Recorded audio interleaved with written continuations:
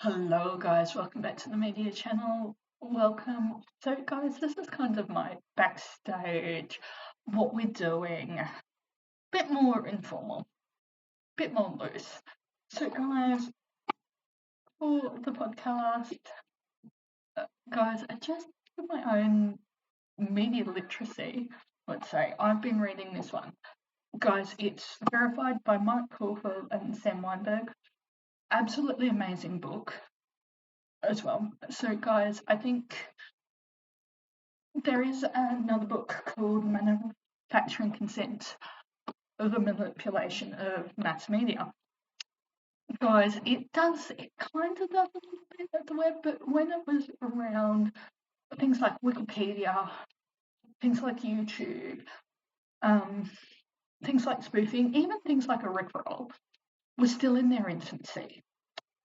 We were still taught how to pick up media bias through legacy and mainstream media and newspapers as well.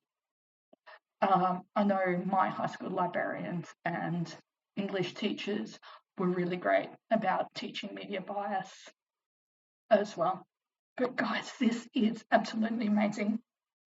So it's how to use the web to read the web, how to verify information, how to fact check information, how to check, especially now that X is gone, so you can pay for a blue check mark, how to check that person's credentials, even how to check scientific research as well, and who funded that scientific research.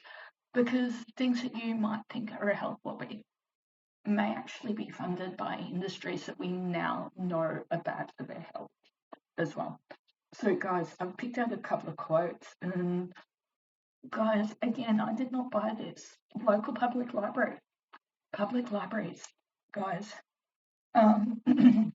So they go through things like easily fakeable questions, gameable signals of credibility, and it's like picking up signals around. So where is that signal coming from? Like if you see a QR code that's not for an alternative reality game or puzzle solving type of thing, why would you click on it?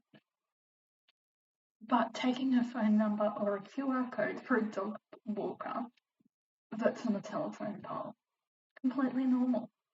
That's where you'd expect to find it.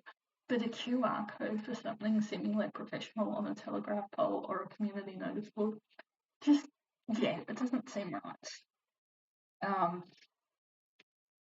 It's just flipping as well.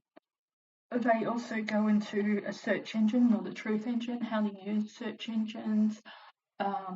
And guys, the often used phrase of this, where is the most relevant place to advertise? And this is why you see a lot of social media people, bloggers, backing their blogs with keywords.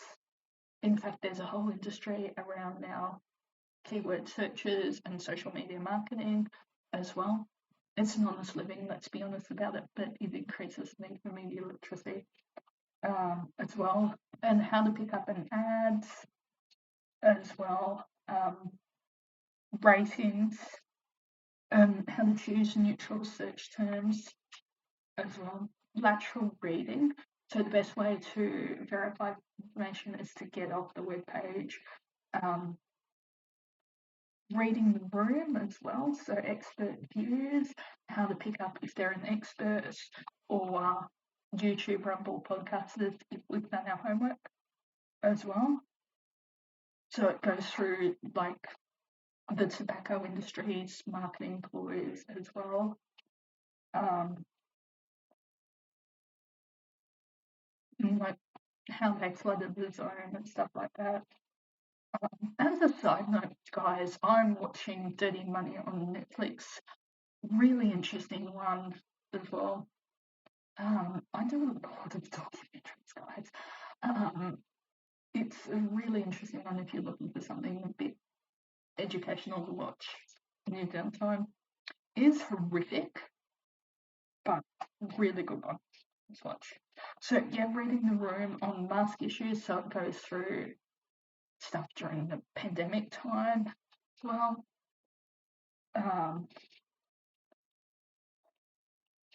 show me the evidence, so it's going through how to pick good evidence-based sources as well, when evidence used to be relevant, but when it might be out of date now.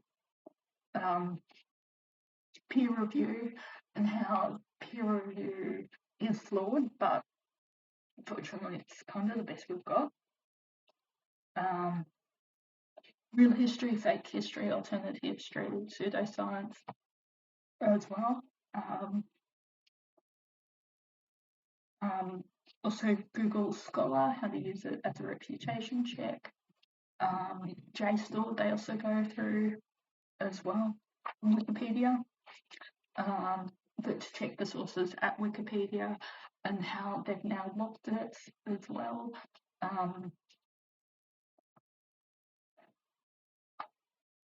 And guys, is Wikipedia bias, how it's a tool, and how any tool, any industry, a bad workman blames his tools. Wikipedia to validate sources as well. And so good YouTubers, guys, I know I'm so slack about this, but good YouTubers, good podcasters, especially when they're doing factual-based stuff, will cite their links. I know Science First does that. I know No Such Thing as a Fish does that. I know Ologies does that. I know I'm really slack about doing that as well.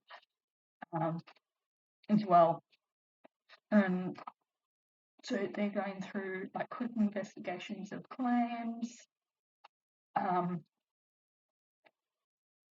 biographies, exploiting the seeing as believing. So they go through Midjourney, ChatGPT, that the large language models think like a machine, they don't think like a human.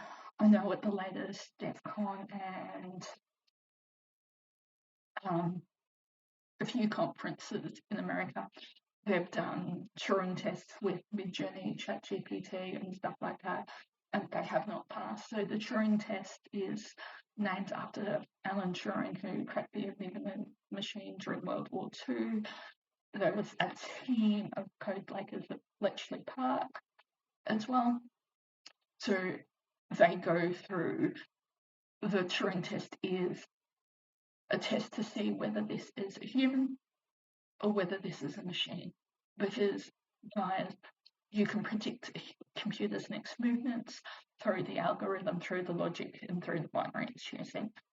Where a human, and you generally can't, and that's where you get your captures and stuff like that, whether you're using audio, visual, clicking on the lights.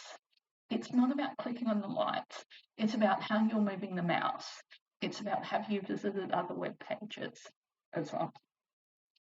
And they're like context.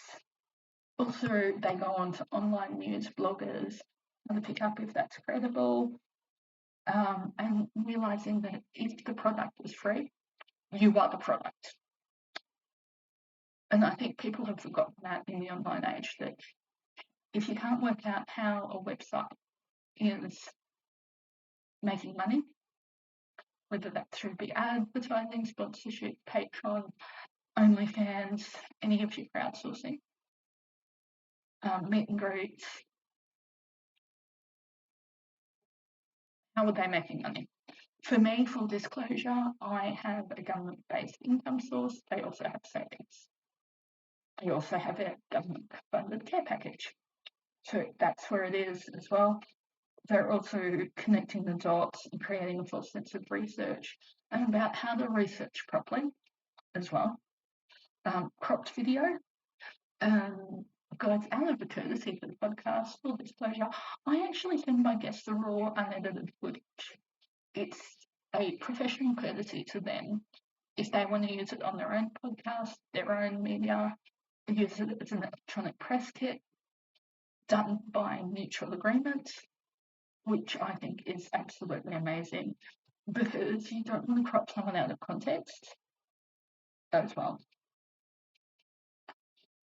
Then you start advertising, so where your blogs might be sponsored by a gas, oil company, electricity company as well, because obviously they've got to, YouTubers, podcasters have got to declare ads, your legacy media kind of don't as well.